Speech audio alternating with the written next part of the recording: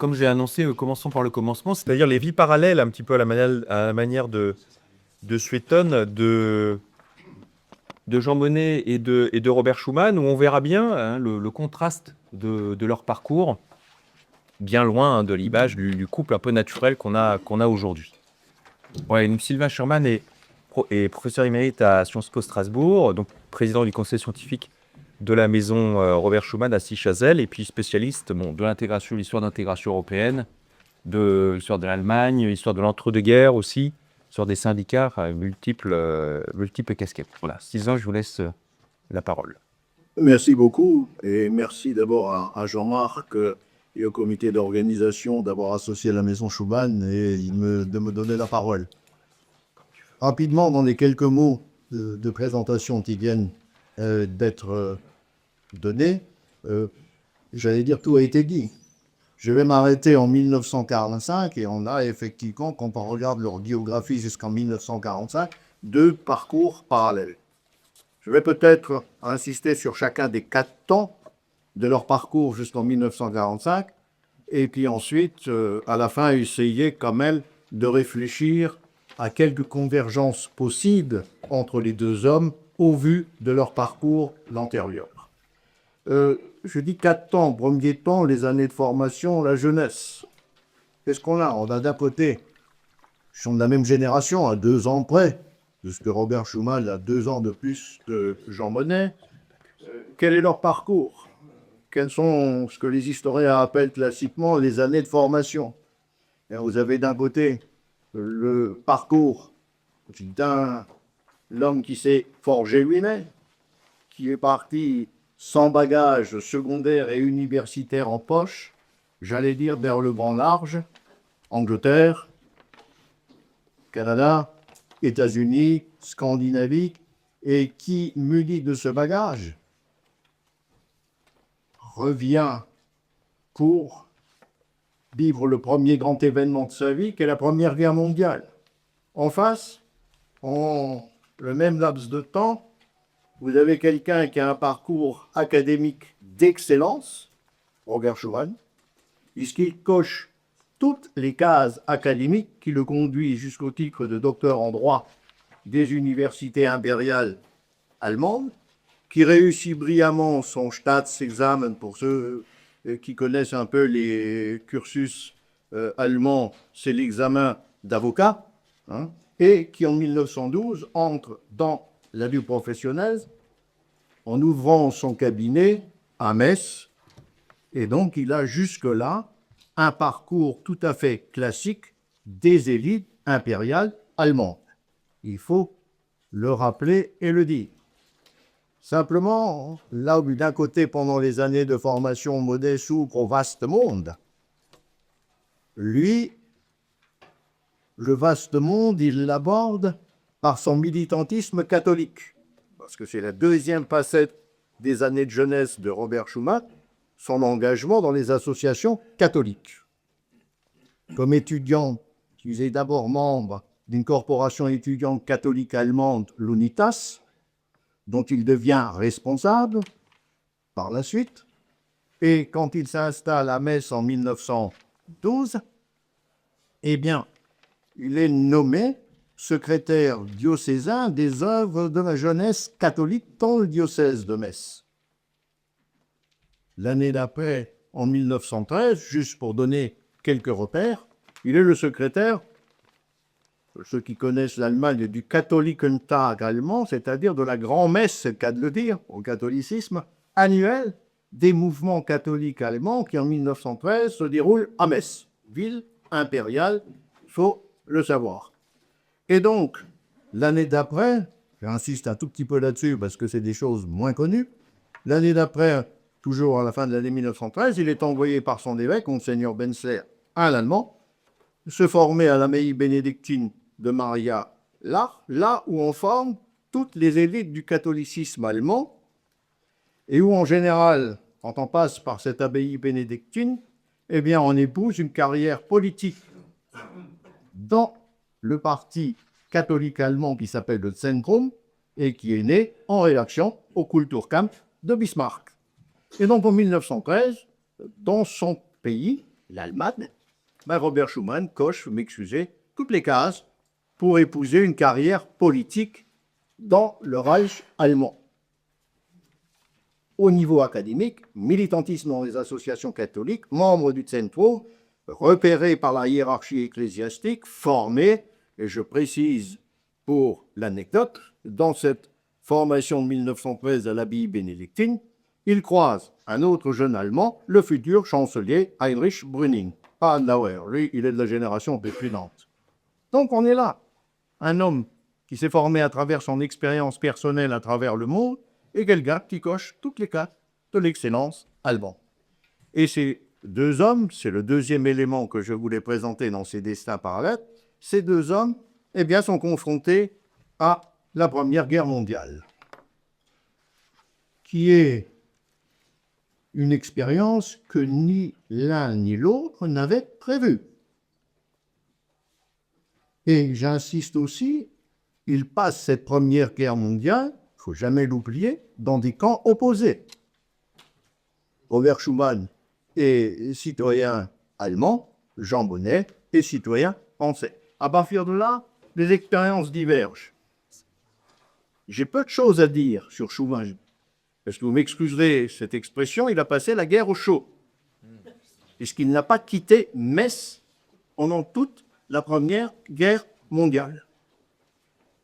Il n'est pas mobilisé pour les raisons de santé, il n'a pas de service militaire à faire, et Metz est une ville de garnison importante dans le Reich allemand, où on voit assez des soldats qui montent au front et d'autres qui reviennent du front pour se reposer au Reich allemand. Et compte tenu de ses compétences juridiques, les Allemands l'envoient en 1916 dans une petite ville à côté de Metz que vous connaissez, Boulay, certainement, qui est un chef-lieu d'arrondissement en traduction française, où il s'occupe dans un bureau de séquestre, et il part le matin en prenant le train de Metz à Boulay et rentre le soir de Boulay à Metz en train. Donc voilà la guerre de Robert Schuman. Le seul fait notable à signaler, c'est sa visite rendue à ses proches parents, puisque la famille maternelle vient de Belgique, à Mezancy en Arlon, où il voit les dégâts causés par l'invasion allemande de 1914 en Belgique. Il faudra réfléchir, on pourra y revenir. Mais c'est la seule sortie de Metz. La guerre est passée dans sa ville de Metz. Je n'ai pas besoin d'insister, on a d'excellents biographes dans la salle de Jean Monnet sur le parcours de Jean Monnet. Cette idée de génie d'essayer de forcer la main aux dirigeants français et britanniques pour envisager en vrai allié, parce que c'est ça le sens de l'alliance, une communauté d'achat pour finalement optimiser au maximum l'effort de guerre. Ça vient de son expérience internationale, de sa capacité d'innovation instantanée et surtout de sa détermination à bousculer les hommes quand ils pensent qu'une solution est une solution idoine et juste. Vous pouvez ça comparer ces deux expériences. Vous avez d'un côté quelqu'un qui est un acteur de la guerre, c'est le cas de Jean Monnet, d'un acteur au service de son camp, d'un acteur qui envisage les solutions originales, et excusez-moi de l'expression, je préfère l'employer moi-même, venant de la maison Schuman, quelqu'un qui a été un rat de papier à l'arrière et le front, dans un bureau, et qui a attendu, très simplement, 1918. Troisième élément de ces destins parallèles. 1918. Devant les deux hommes, ils vont maintenant être des co-nationaux. Le retour de l'Alsace-Moselle à la France octroie automatiquement à Schuman, lui à Metz, la nationalité française. Et commence alors, ce qui a été interrompu par la guerre du côté allemand, une carrière politique sans interruption du côté français. Souvent, dans certaines biographies, on vous dit, voilà, l'ovni politique Schuman apparaît. Enfin, c'est méconnaître le Schuman d'avant 14. Parce que quand il est élu député de la Moselle en 1919 et qu'il le sera sans interruption jusqu'en 1940, puis de nouveau à partir de 1946 jusqu'en 1962, c'est une carrière politique sans interruption. Elles sont rares quand même. Il est élu sur quelle liste? Eh bien, sur la liste de l'Union populaire républicaine, c'est-à-dire en fait le mouvement qui réunit les catholiques français, branche Lorraise. Il y a comme un passage du centrum allemand vers le catholicisme français. Monet, quant à lui, commence à épouser cette carrière dans l'action publique internationale qu'il avait commencée pendant la Première Guerre mondiale à travers la Société des Nations. Et là, on a deux expériences un peu différentes de nouveau. Je commence par Schuman, honneur à Lélé, pas du tout par préséance, mais c'est quoi la carrière politique de l'entre-deux-guerres de Robert Schuman?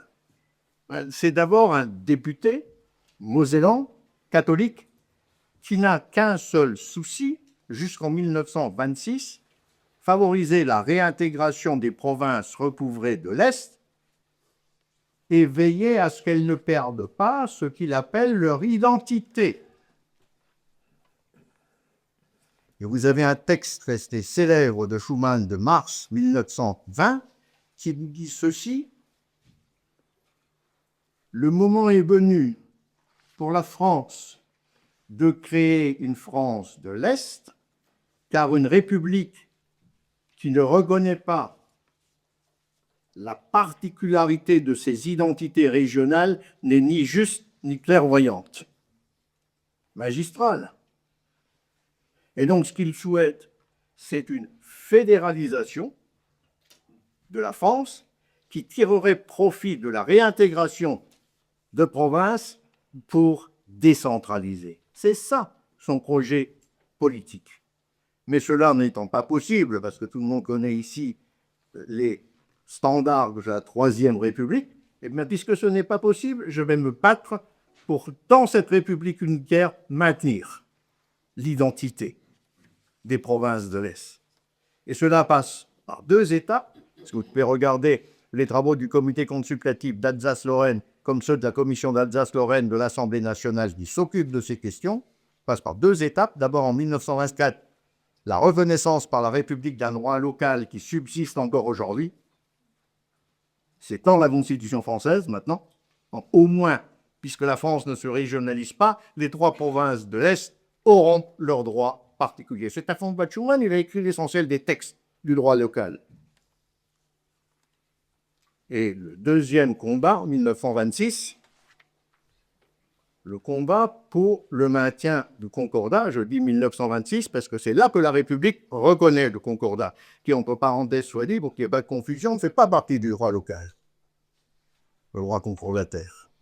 Le droit local concerne les assurances sociales, les chemins de fer, etc., la chasse, plein de petites choses de la vie courante, on pourrait y revenir, le bilinguisme, etc. Voilà. Le concordat, c'est autre chose. De 24 à 26, le combat est mené, et 26 succès, puisque le concordat reste en place dans les trois départements dits recouvrés. Donc ça, c'est la première phase de ce combat de l'homme politique. À partir de là, à partir de 1926, Schuman s'intéresse, deuxième axe, aux questions internationales. Aux questions internationales, et notamment aux minorités. Et plus particulièrement, parce qu'il rentre à la commission des affaires envers de l'Assemblée nationale, et notamment les minorités catholiques à travers cette Europe. Et donc, on voit des textes de lui au soutien des Croates, même problématique, vous voyez, l'identité régionale dans un État unitaire, le royaume des Serbes. Des textes en soutien des Slovaques, même problématique, catholiques, dans un État unitaire.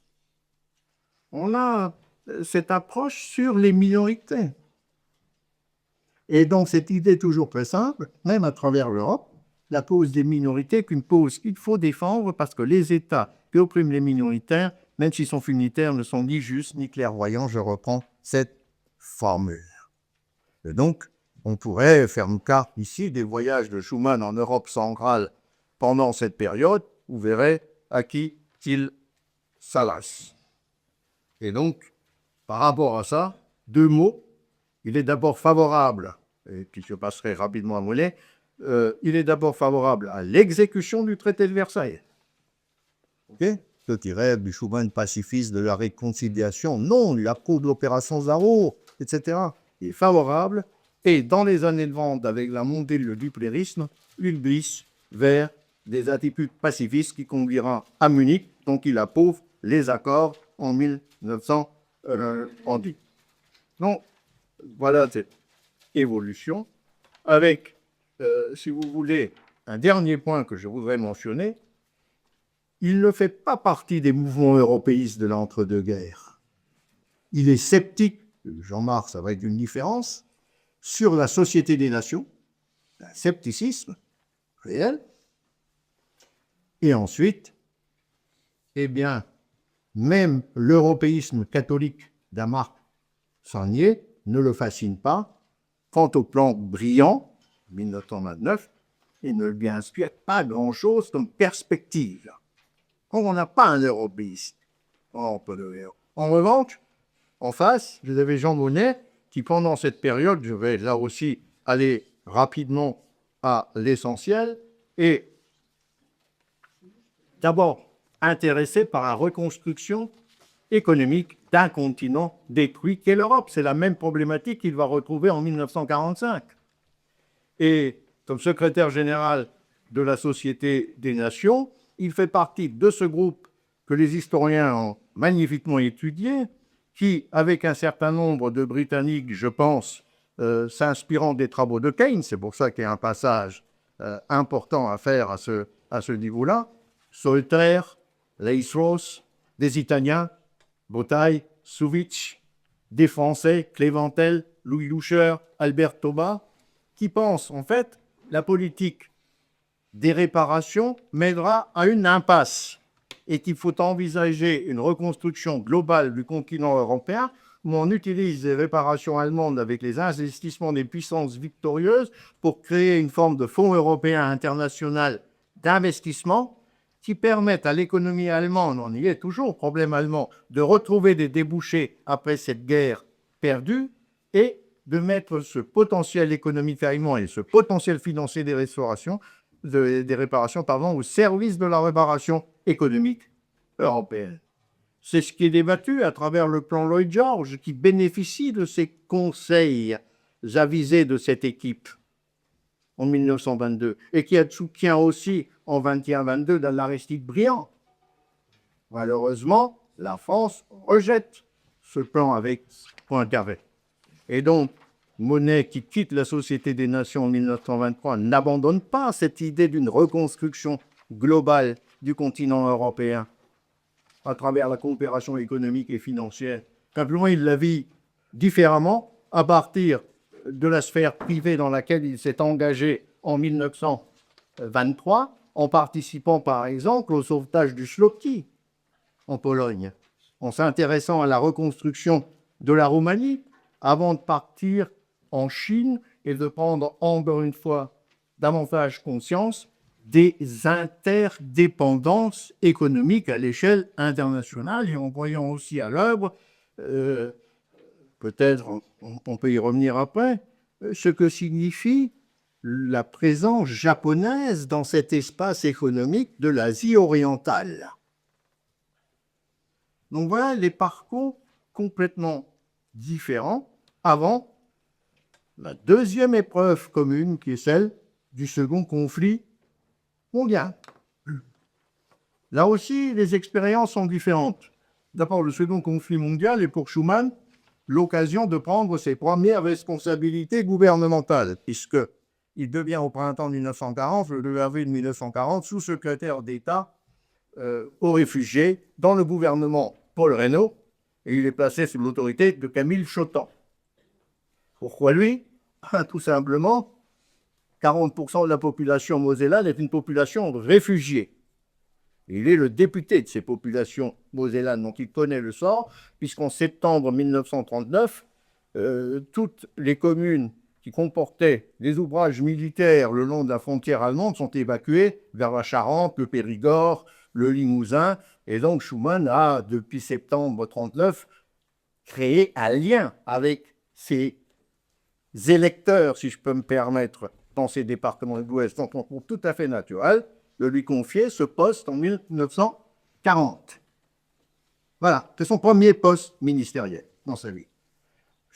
En passant, petite parenthèse, c'est dans ce gouvernement aussi que rentre un autre sous-secrétaire d'État à la Défense, Charles de Gaulle. J'en parle maintenant parce que leur bruit date de là. Schuman-de Gaulle. Elle ne date pas sur l'Europe. Elle date de là. Parenthèse fermée. Donc, ce qui est important comme action, c'est après mai 40 et l'offensive allemande, Schuman est obligé d'organiser cette fuite du nord vers le sud en France, qui concerne non seulement des Français, mais aussi des Luxembourgeois, des Belges et des Néerlandais. Et ce qui est extrêmement important, c'est qu'il envisage cette question non plus du point de vue national, puisque très vite sont ouverts deux bureaux, l'un en gare de l'Est, l'autre en gare du Nord, pour accueillir qui? Les Néerlandais, les Luxembourgeois et les Belges. Alors qu'il n'a que la charge, en principe, des ressortissants français. Donc, partant de là, quand il voit le flot arriver, eh bien, très rapidement, dans les discussions au sein du gouvernement Reynaud, il se rallie à la solution d'armistice. Et là, la brouille avec De Gaulle. Si je peux dire un mot là-dessus.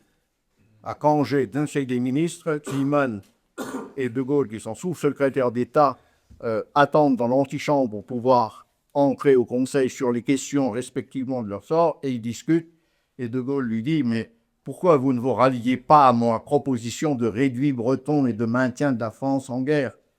Parce que vous savez très bien ce qui va vous arriver, vous les Alsaciens mosellans, si l'Allemagne remporte cette guerre. Et il lui répond, vu ce que je vois, c'est-à-dire ces flots de population, je ne sais pas leur imposer encore davantage d'efforts. La séparation, elle est nette. Et ce qui permet, au moment où le maréchal Pétain s'installe le 17 juin 40, après le départ de Paul Reynaud, à Schuman de rester et à De Gaulle d'aller vers Londres. Et Schuman reste donc jusqu'au bout des pleins pouvoirs au maréchal Pétain, du juillet 40, qu'il vote, mais contrairement à ce que vous pouvez dire à droite, à gauche, il ne fait partie d'aucun gouvernement de Vichy, puisqu'il quitte Vichy dès le 16 juillet 1940 pour entrer en Moselle, où il arrive en passant par ses électeurs de l'Ouest français à la fin du mois d'août, et où les Allemands l'arrêtent et l'emprisonnent au fort de Peleux, tristement célèbre, puisque Jean Moulin y est décédé, dans son passage vers l'Allemagne, l'enferme. Burkel, le Gauleiter, essaie de le convaincre d'un ralliement, ce qu'il refuse, et donc en avril 41, il est placé en résidence surveillée en Allemagne, à Neustadt, d'où il s'évade en août 1942. L'évasion d'août 1942 l'amène ensuite à franchir la ligne de démarcation, à rejoindre Lyon, où il a des contacts, ça on le sait encore, avec le cardinal Gerlier. Donc vous voyez, c'est toujours la même mouvance qui l'intéresse. Et quand les Allemands annexent la zone sud, ils plongent non pas dans la résistance, mais dans la clandestinité, c'est-à-dire qu'on ne peut pas l'établir tout son parcours, mais on sait qu'il a fréquenté des maisons religieuses, des amis qui l'ont hébergé. Toujours est-il que ces deux âtres de Tassigny, qui le trouvent dans l'Ain en septembre 1944, lors de la remontée des troupes du débarquement vers le nord, et que, à partir de là, on le ramène en Moselle, où il est, à la fin de la guerre, frappé d'indignité nationale. Il a voté les pleins pouvoirs au maréchal Pétain, mais sera gracié par De Gaulle en août 1945. Okay?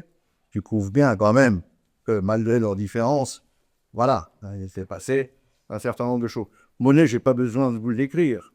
Achat de matériel militaire auprès des Américains bien avant la guerre, tellement cette prédiction était entrée chez lui qu'on allait vers un conflit de nature mondiale et qu'il fallait s'y préparer. Participation au Victory Programme américain par la suite. Ensuite, cette phase d'Alger, où il y a peut-être eu un errement, même les grands hommes ont des errements, si on peut appeler ça un errement, le ralliement à Giron, qui paraissait être, non pas à lui seul, mais aussi aux Américains, comme d'abord la meilleure solution, et puis ensuite le rapprochement avec De Gaulle et surtout la conception de cette reconstruction économique à partir de 1943 à Alger, qui est à la base de tout ce qui va suivre. Pas besoin de vous le décrire longuement, mais juste un mot. C'est l'autarcie industrielle que Bonnet imagine à Alger. La reconstruction, elle doit se faire sur l'industrie lourde. Or, l'industrie lourde, elle est géographiquement mosane. Elle est quelque part entre la Ruhr, la Sarre, l'Est français, la Wallonie belge. Voilà le cœur de cette reconstruction. Cette l'autarcie industrielle, dont il faut mettre les ressources en commun, qui est imaginée, c'est juste les terres d'enfance de Schuman. Je le précise, là, tout de suite. Il est très facile pour Schuman de comprendre ce projet. C'est des terres qu'il a labourées dans ses années de formation, comme dans ses combats électoraux comme homme politique. Donc, ça va lui parler, même s'il n'a absolument pas eu l'idée d'associer les ressources de ces régions au Parao. Et donc, on en est là en 1945. Et donc, quand vous regardez cela en 1945, vous vous dites comment ces deux hommes peuvent se rencontrer. Qui a parlé de miracle? Il y avait Roussel à un instant. On va inspirer l'Église catholique pour ce miracle. Mais je ne pense pas que théologiquement, ça corresponde à la définition qu'ils attendent. Même si ça nous ferait plaisir que ce soit reconnu comme un miracle, parce que ça a quand même des incidences majeures pour la suite des évolutions politiques. Donc, malgré ces différences, qu'est-ce qu'on peut dire? Bon. Il y a quand même quelque chose de commun. C'est que les deux ont une conscience, en 1945, très claire, j'utilise ce terme, de l'incomplétude de l'État-nation tel qu'il existe. Pour des raisons diamétralement opposées. Et pour des objectifs au point de départ diamétralement opposés. Chez Monnet, la prise de conscience des interdépendances économiques, de la nécessité de la coopération économique, du défi, parce que ça, il en a pris conscience dès la fin du 19e siècle ou dès le début du 20e siècle, des premières formes de mondialisation économique, fait que l'État-nation est obligé de rentrer dans ses courants et envisager des délégations de souveraineté, envisager de la coopération, ne peut plus se replier sur une frontière économique fermée. Et donc il s'agit, c'est quelque chose de très important, d'envisager la place de l'État-nation dans ce monde, d'envisager des coopérations, d'envisager des structures qui l'accompagnent. Le Schuman aussi, il a une vision de l'incomplétude de l'État-nation. Simplement, il rentre par le petit bout, la minorité. L'identité, c'est quelque chose qui lui est essentiel. Or, les États-nations à son sens, même si ces États-nations prêchent l'unitaire, ne le sont pas en réalité. Tous regorgent d'identité. Et donc, il faut réfléchir au lien entre l'organisation des États et ses identités régionales. Et donc, c'est quelqu'un qui envisage la décentralisation, la régionalisation de façon spontanée dans l'architecture étatique. C'est valable pour la France, mais aussi valable pour le reste. Et donc, ça leur donne une très grande souplesse par rapport à l'autorité de l'État. J'ajoute, la souplesse intellectuelle d'un Bonnet vient de son expérience du vaste monde. Il a vu, il a entendu, il a créé des réseaux, il sait s'appuyer, il sait se servir. En face, vous avez une souplesse qui peut venir d'autre chose. Profite pour parler de l'énorme culture de Robert Schuman. C'est certes un homme du livre, et sa culture est livresque, mais c'est une culture que l'on peut très bien cerner, elle repose sur 4 piliers. Une très grande culture historique, mais pas que d'histoire de France. Une culture des empires, une culture des autres histoires européennes. Parce qu'allez voir sa bibliothèque, une invitation à Sichazel, et vous allez voir les ouvrages qu'elle a dedans. Et qu'il a lus, médité. Vous voulez lui parler de l'histoire de la Hongrie, il la connaît. Vous voulez lui parler de l'histoire de la Pologne, il la connaît. Vous voulez lui parler de l'histoire des Habsbourg, il la connaît. Vous voulez aussi lui parler de l'histoire de France, ne vous en faites pas, il la connaît. D'ailleurs, il a collectionné les autographes de tous les rois de France. Donc, ça c'est un premier pilier essentiel quand vous voulez aussi entrer dans le monde. Deuxième pilier, une énorme connaissance du droit comparé, privé comme public. Il est à l'aise dans les constructions juridiques qui viennent d'ailleurs. Ça ne lui pose aucun problème de penser à des textes. D'ailleurs, il a construit le droit local qui intègre du droit allemand dans la République française. C'est essentiel pour lui, cette gymnastique juridique qui permet les constructions. Et puis ensuite, alors ça c'est le côté catholique, c'est un homme qui est au courant des débats théologiques de son temps et de son époque. Et donc même s'il a vécu dans les années 20, Marc Sonnier, par exemple, je termine, il l'a lu. Il l'a lu. Et donc en 1945, quand c'est ce courant-là du catholicisme qui réussit à faire l'aggiornamento de l'Église catholique, qui est opposée à l'Europe dans l'entre-deux-guerres et qui s'y rallie après 1945, il suit d'une part par fidélité, mais aussi parce qu'il comprend théologiquement ce que les réformateurs de l'Église catholique ont dit dans les années 20 parce qu'il les a lus. Et j'ajoute, dernier point, l'énorme culture vient aussi de son goût artistique. Un homme qui adore la peinture. D'ailleurs, le musée d'art moderne contemporain de Tokyo, c'est lui qui en est à l'origine, en restituant toutes les œuvres japonaises confisquées en Indochine, à droite à gauche au Japon, plus les impressionnistes. Voilà, vous pouvez regarder. Et ensuite, la musique. Termine là-dessus, t'as pianiste, hein. Hors pair, même s'il n'a qu'un N à la fin de son nom, par deux peuples vrais, c'est un pianiste. Si elle est les dents centrales dans la pièce de 6 chaises du bureau. Le piano, pratique tout le temps, tous les week-ends quand il est là. Et donc, il collectionnait les partitions originales des grands musiciens européens. Voilà, je ferme ma parenthèse, c'est ça. Donc là, il y a des choses qui se passent entre Monet et Schumann, même s'ils ne se connaissent pas, qui les rendent très perméables à l'autre. Vous ajoutez les deux expériences des guerres, les ont amenés à réfléchir à ce que doit être une paix, et vous comprenez que ce n'est pas improbable qu'ils se rejoignent après 1945. C'est pas certain, mais c'est pas improbable non plus au vu des deux parcours. Voilà ce que je voulais vous dire sur les deux parcours avant 1945, et on peut maintenant passer à la suite. Merci de m'en être